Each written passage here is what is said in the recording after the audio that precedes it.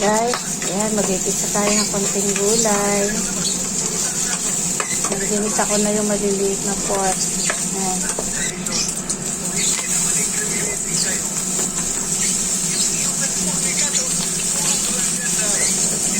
Yung luto lang yan guys, para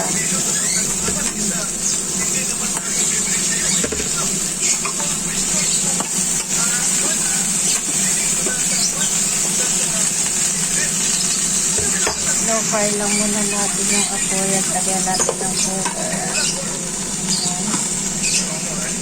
Yan, yan na lang ating pangpalasa.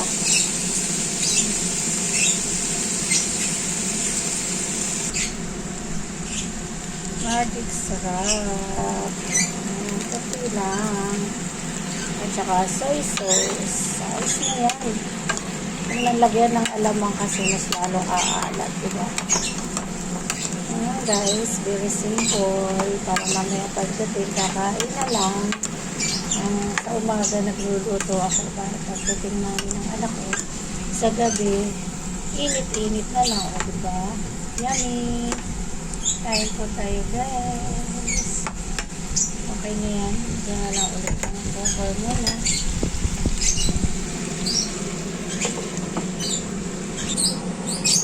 Guys, luto na yung aking simple pinakbit. Ayan.